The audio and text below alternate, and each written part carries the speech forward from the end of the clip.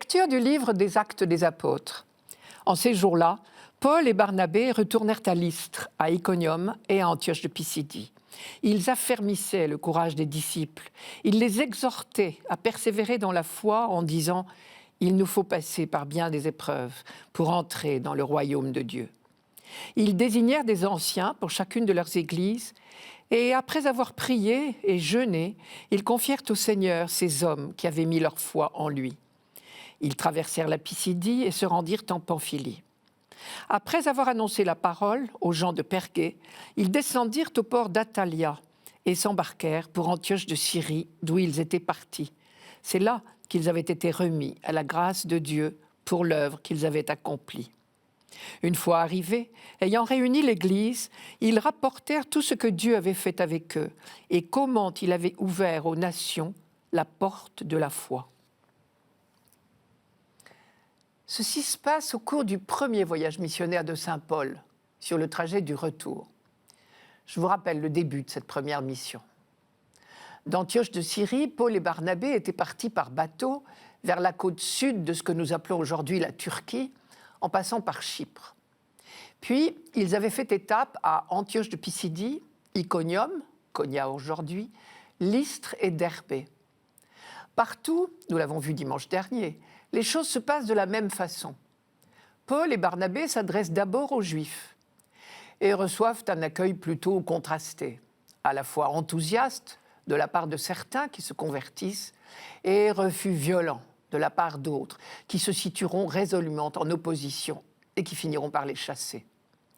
Et c'est à Antioche de Pisidie qu'ils ont décidé d'adresser la parole non seulement aux Juifs, mais également à ceux que l'on appelait des craignants Dieu, c'est-à-dire des pratiquants de la religion juive, mais non encore intégrés par la circoncision, donc encore en rigueur de terme des païens. C'est pour cette raison que Paul dit que Dieu a ouvert aux nations païennes la porte de la foi. Aujourd'hui, nous les retrouvons sur le chemin du retour. Ils refont le même périple en sens inverse. Ils revisitent les communautés qu'ils ont récemment fondées. Elles aussi, certainement, sont affrontées déjà à des persécutions, puisque Luc précise, Paul et Barnabé les exhortaient à persévérer dans la foi, en disant « Il nous faut passer par bien des épreuves pour entrer dans le royaume de Dieu ». Jésus déjà avait employé à son propre sujet des expressions analogues. Par exemple, « Il faut que le Fils de l'homme souffre beaucoup, qu'il soit rejeté par cette génération ». Ou encore, en s'adressant aux disciples d'Emmaüs, « Ne fallait-il pas que le Christ souffrisse cela pour entrer dans sa gloire ?» Ce « il faut » ne dit pas, bien sûr, une exigence qui viendrait de Dieu. Dieu ne nous impose pas des épreuves ou des souffrances préalables. Cette formule « il faut » dit une nécessité, malheureusement due à la dureté de cœur des hommes, c'est-à-dire concrètement l'inévitable opposition à laquelle se heurtent les véritables prophètes, tant que le monde n'est pas converti à l'amour, à la justice, au partage. Paul et Barnabé se préoccupent donc d'affermir la foi et le courage des nouveaux convertis. Ils doivent également veiller à la bonne organisation des communautés. Et là, je remarque deux choses. Tout d'abord, ils désignent des responsables, ceux qu'ils appellent les anciens. C'est le mot grec presbytéros, d'où vient notre mot français prêtre. Deuxième remarque, Luc dit « Ils désignèrent des anciens, puis après avoir prié et jeûné, ils confièrent au Seigneur ces hommes qui avaient mis leur foi en lui. » Il s'agit ici précisément de ces anciens qu'ils viennent de désigner à la tête des communautés. Luc insiste ici sur la place de la prière et du jeûne. L'équilibre est bien gardé. On veille à l'organisation, mais on ne se fie pas qu'à elle. Prière et jeûne sont aussi importants. Tout à fait dans la même veine, je me souviens d'un évêque d'Amérique latine au congrès eucharistique de Lourdes en 1980. Il avait dit « Un évangélisateur qui ne prie plus, bientôt n'évangélisera plus ». Petite phrase, peut-être pas superflue, pour nous qui sommes si préoccupés d'organisation. Luc nous dit encore que tout ceci se passe dans la confiance. Je cite, « Ils confièrent ces hommes au Seigneur. Ils leur ont donné des responsabilités. Maintenant, à eux de jouer, si j'ose dire. Le Seigneur les accompagne. » Les apôtres en sont bien convaincus. Ils l'expérimentent déjà pour eux-mêmes. La mission qu'ils assument n'est pas leur œuvre à eux tout seuls. Il suffit de reprendre le texte.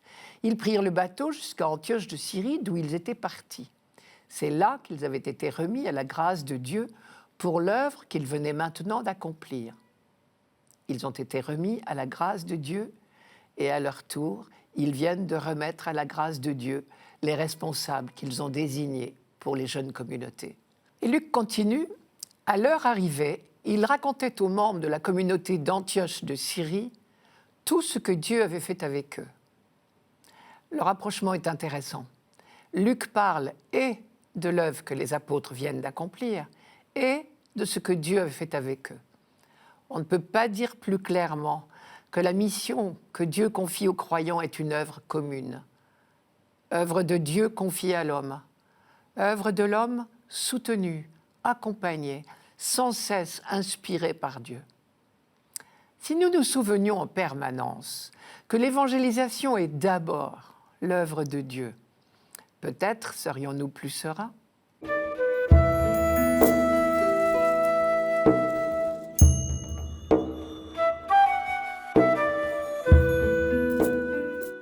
Psaume 144. Le Seigneur est tendresse et pitié, lent à la colère et plein d'amour. La bonté du Seigneur est pour tous, sa tendresse pour toutes ses œuvres. Que tes œuvres, Seigneur, te rendent grâce et que tes fidèles te bénissent. Ils diront la gloire de ton règne, ils parleront de tes exploits. Ils annonceront aux hommes tes exploits, la gloire et l'éclat de ton règne, un règne éternel, ton empire pour les âges des âges. Nous venons d'entendre 6 versets du psaume 144, mais en réalité, il en comporte 21. 21 versets, c'est-à-dire autant que de lettres dans l'alphabet hébreu. Nous savons déjà que ce n'est pas un hasard. Qui plus est, ce psaume est vraiment alphabétique, en ce sens qu'il s'agit de ce qu'on appelle un acrostiche. Chaque verset commence réellement par une des lettres de l'alphabet hébreu dans l'ordre alphabétique. Nous avons acquis le réflexe. En face d'un psaume alphabétique, nous savons d'avance qu'il s'agit d'un psaume d'action de grâce pour l'Alliance. Manière de dire toute notre vie, de A à Z, baigne dans l'Alliance, dans la tendresse de Dieu.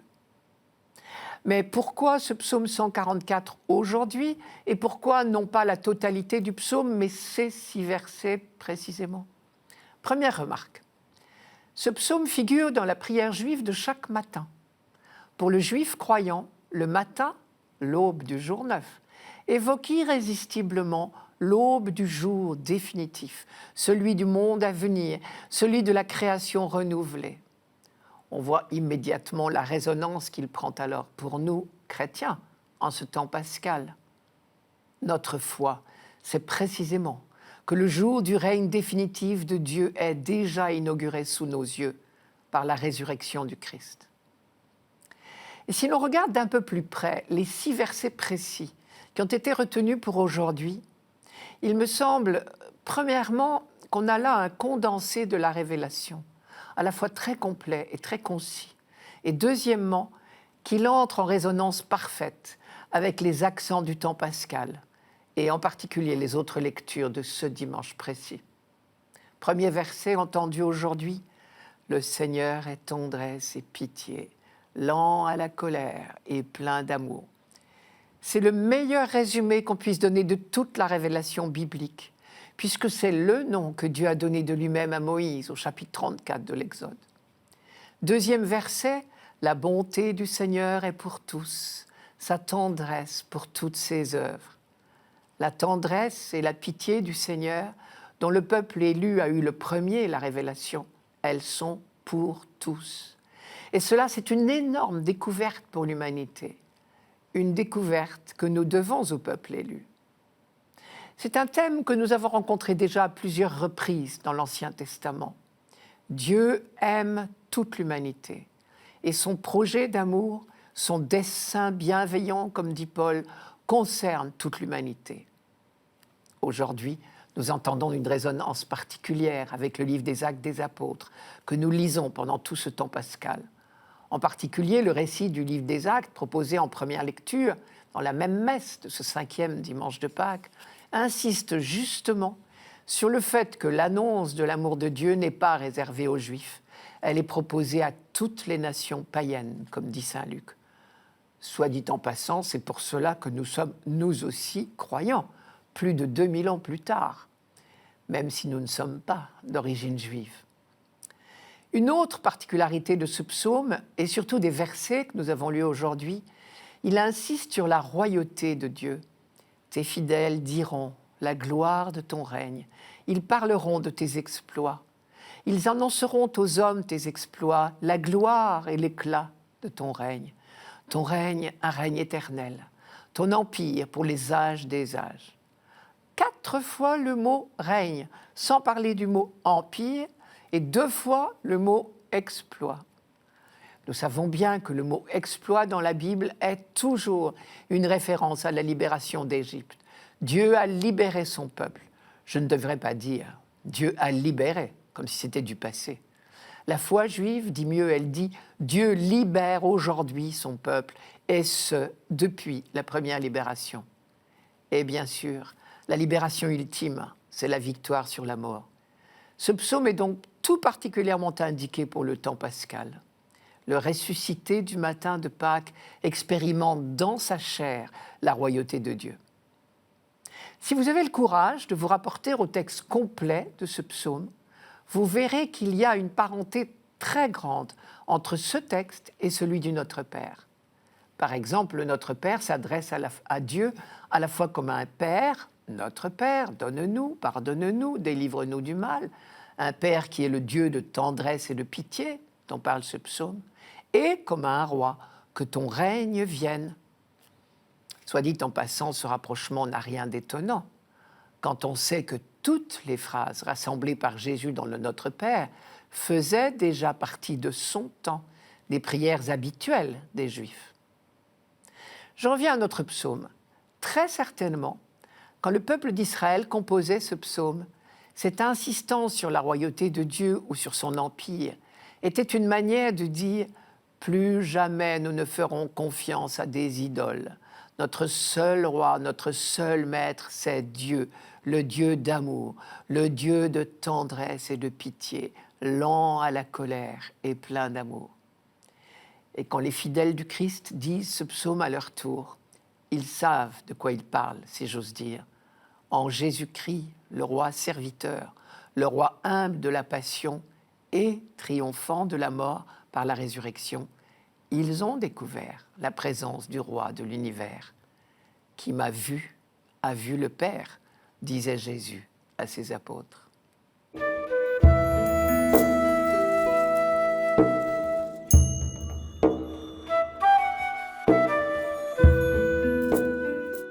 Lecture de l'Apocalypse de Saint Jean.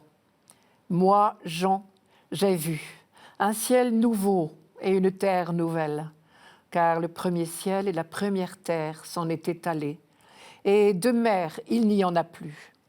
Et la ville sainte, la Jérusalem nouvelle, je l'ai vue, qui descendait du ciel d'auprès de Dieu, prête pour les noces, comme une épouse parée pour son mari. Et j'entendis une voix forte qui venait du trône. Elle disait « Voici la demeure de Dieu avec les hommes. Il demeurera avec eux, et ils seront ses peuples. Et lui-même, Dieu avec eux, sera leur Dieu. Il essuiera toute larme de leurs yeux, et la mort ne sera plus. Et il n'y aura plus ni deuil, ni cri, ni douleur. Ce qui était en premier s'en est allé. » Alors, celui qui siégeait sur le trône déclara « Voici que je fais toutes choses nouvelles. » Voici que je fais toutes choses nouvelles. Ciel nouveau, terre nouvelle, Jérusalem nouvelle. Voilà notre avenir, nous dit saint Jean, notre avenir en 2 mots, ce qui vient. Fini les larmes, la mort, Fini les pleurs, les cris, la tristesse, c'est du passé. Premier ciel, première terre ont disparu. Évidemment, Jean anticipe et nous a bien prévenus. Son livre est un livre de vision. Il révèle l'avenir pour donner le courage d'affronter le présent. Premier ciel, première terre, cela nous renvoie au récit biblique de la création. Le premier chapitre présentait la création, ce que l'Apocalypse appelle la première création, comme tout entière bonne. Je cite, « Dieu vit tout ce qu'il avait fait.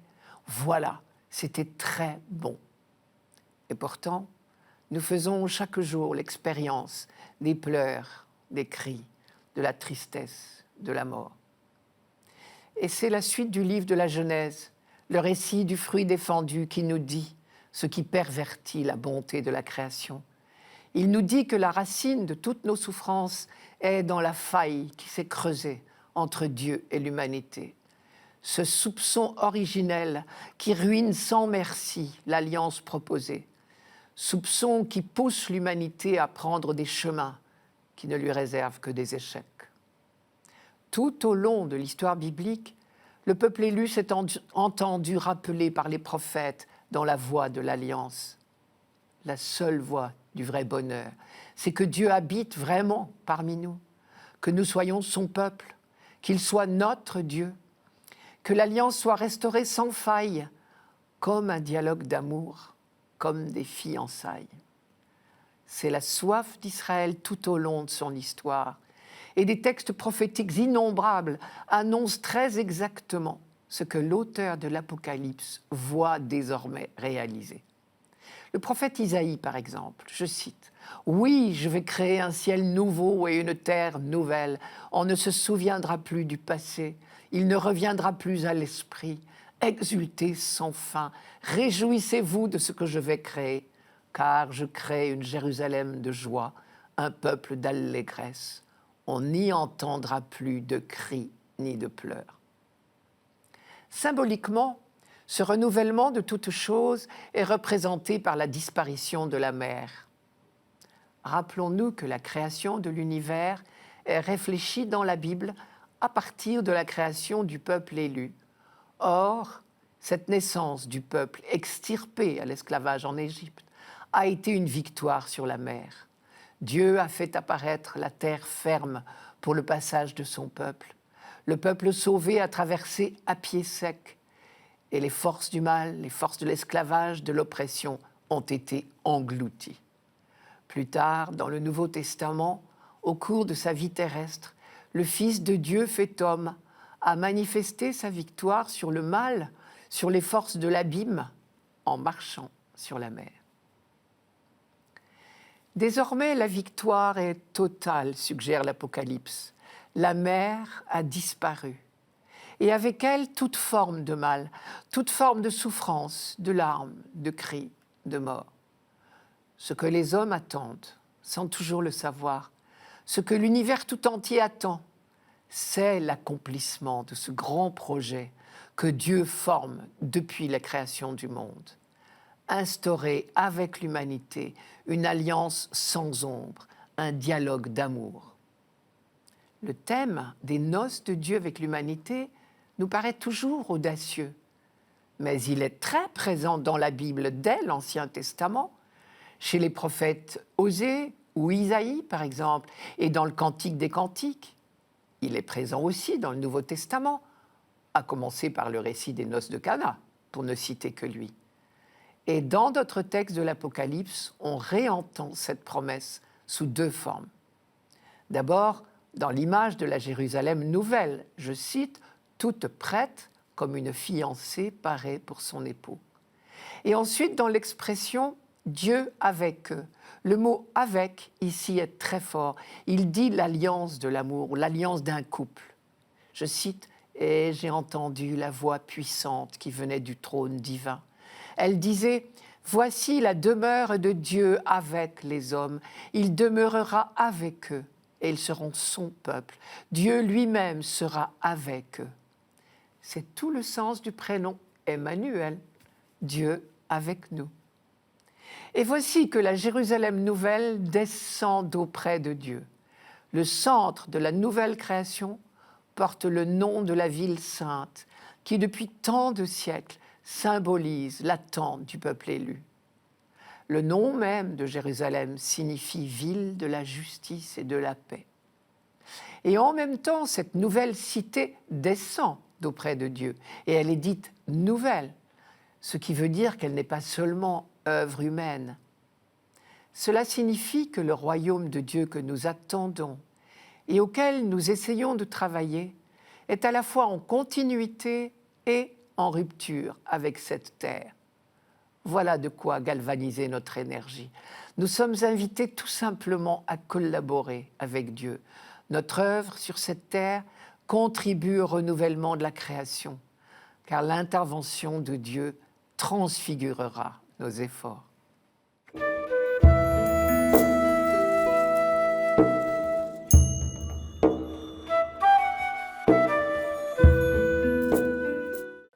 Évangile de Jésus-Christ selon saint Jean. Au cours du dernier repas que Jésus prenait avec ses disciples, quand Judas fut sorti du cénacle, Jésus déclara « Maintenant, le Fils de l'homme est glorifié et Dieu est glorifié en lui. Si Dieu est glorifié en lui, Dieu aussi le glorifiera et il le glorifiera bientôt.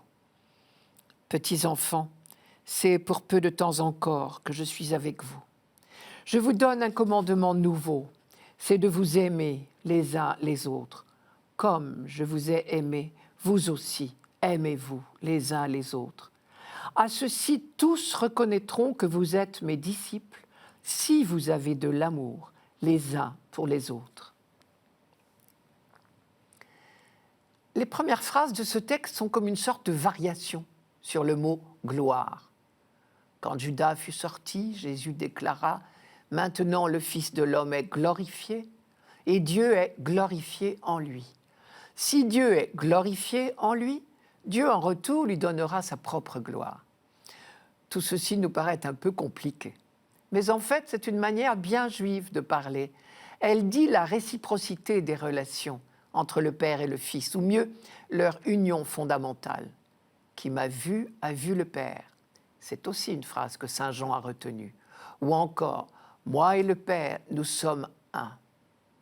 Ici, dire que le Fils de l'homme est glorifié, ou que Dieu est glorifié en lui, c'est dire que le Fils est le reflet du Père.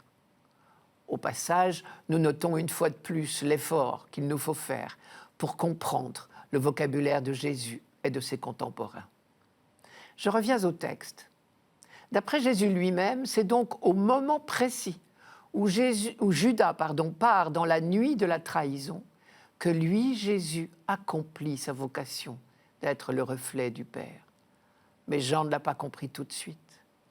Remettons-nous dans l'état d'esprit des apôtres, au moment de la sortie de Judas et dans les heures qui ont suivi.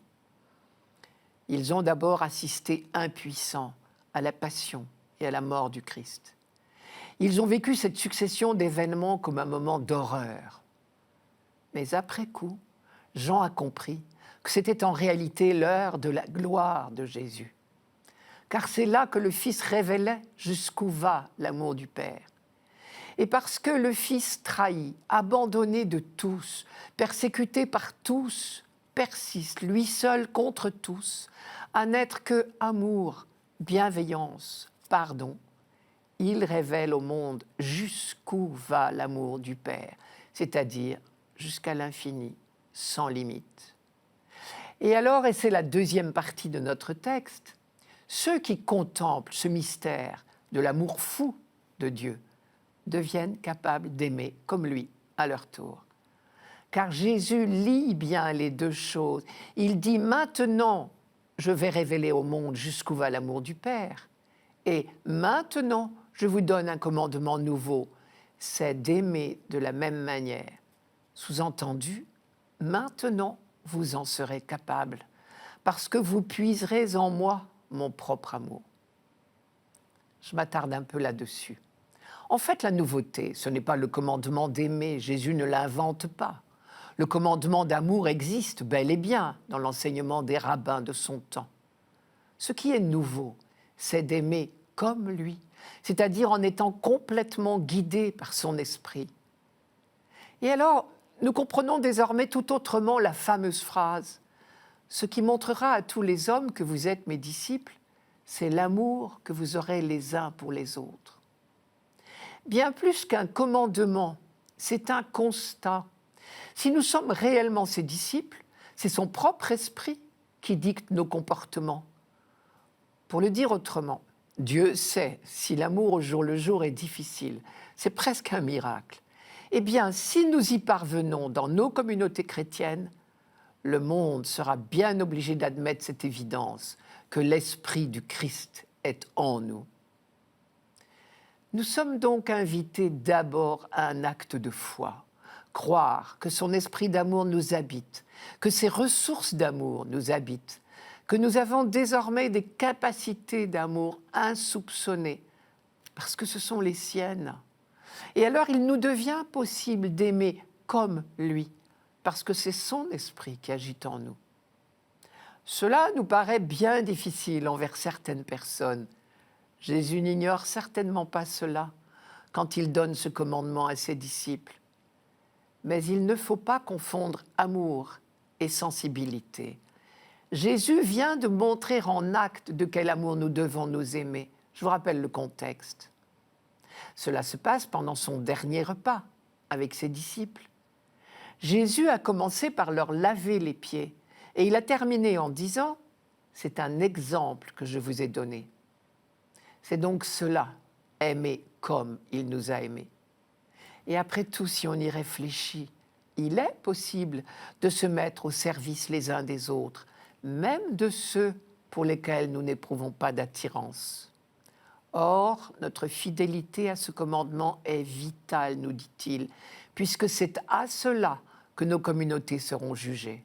D'après lui, le plus important, ce n'est pas la qualité de nos discours, de notre théologie, de nos connaissances, pas non plus la beauté de nos cérémonies, c'est la qualité de l'amour, c'est-à-dire du service que nous nous offrons les uns aux autres.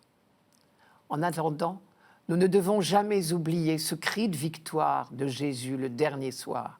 Maintenant, le Fils de l'homme est glorifié, c'est-à-dire révélé comme Dieu, et Dieu est glorifié en lui. En Jésus, l'humanité est introduite dans la gloire de Dieu, dans la vie de Dieu, par l'événement de la passion, mort, résurrection. Et parce qu'ils sont désormais introduits dans la gloire de Dieu, les disciples de Jésus-Christ peuvent vivre leur vie tout entière sous le signe de l'amour, puisque Dieu est amour et que désormais sa présence rayonne à travers eux. Peut-être suffit-il d'y croire pour le laisser agir en nous.